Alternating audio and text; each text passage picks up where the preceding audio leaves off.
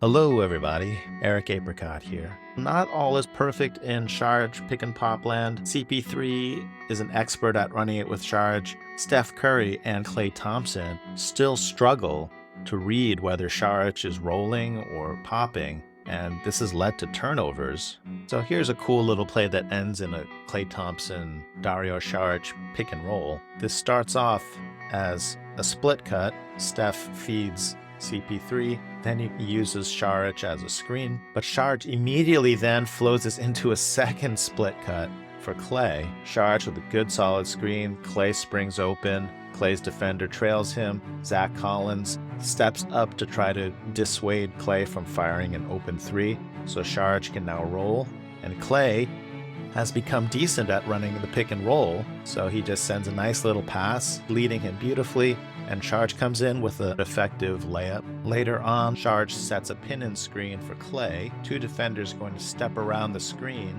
That means Sharj is now open, and now, where do you throw the ball? If Sharj pops out, like he often does, he'll be open for three. If Sharj rolls to the basket, then there'll be an advantage and he can run a 4-on-3 on this side of the court. So if you're Klay, you have to read what Sharj is doing, and Klay is so used to big men rolling that he instinctively throws this pocket pass in that direction. But no, Sharj actually popped out. Klay instead throws a perfect pass to the Spurs. A couple plays later, Sharj gives Klay this little dribble handoff. Vassell goes to Klay, Osman goes to Klay. This time, instead of staying here and spotting it for three, Sharj decides to roll, and now Klay knows exactly how to deal with this. Unfortunately, the chemistry is not quite right. This pass is off. While this is all happening on the ball, Chris Paul notices that his defender, Trey Jones, is mesmerized by the sight of whether Sharj can finish over Wembanyama, so CP3 just relocates to the corner here to give Sharj an outlet, and Sharj with his lovely baseline pass. Even Steph Curry, with all of his experience, is getting the hang of playing with Saric. This is a simple dribble handoff. Steph's defender follows him over the top. Wemby is here to contain. Instead of Steph hitting Saric immediately on the pocket pass, Steph locks in Wemby's attention by driving at him. So now we've got 1, 2, even 3 defenders attracted by Steph. And now he kicks this out to Saric, which is plenty effective. It's more like a standard kick out. This plays a little bit confused from the start. Saric has got his hands up saying, what are we running, guys? And then finally decides, I guess I have to step up and set the screen. Angles the screen a little bit to let Steph go middle. Wemby has to step up. Now that there are 2 guarding the ball, Saric thinks he's going to pop out over here and catch and shoot for 3, but Steph is not used to big men being able to do that. If this was Looney or Draymond, then they'd be rolling hard to the basket. So Steph sends his pass in anticipation of the roll. So it goes away out here in front. Sharj is now catching up to this pass. Luckily, he was so open that he has time to catch this slow roller.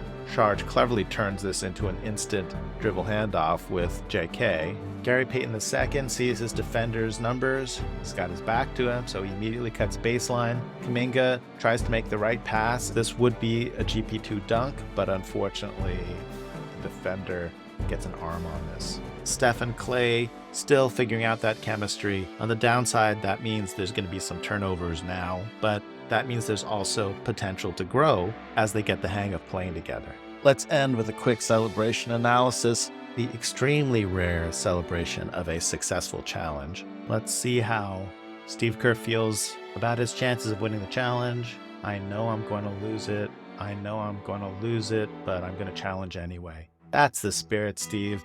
Way to throw a little Eeyore into your challenges. And then when it turns out he was successful, Kerr cannot believe that he's won the challenge. Brandon Pajemski running in, grabbing Steve Kerr, giving Steve, you're going to be a granddad vibes. A little uncoordinated here. Podge looks like he's coming in for the handshake, but GP2 yoinks this by swooping in. Steve Kerr leaning into the bit, now pretending to have a heart attack.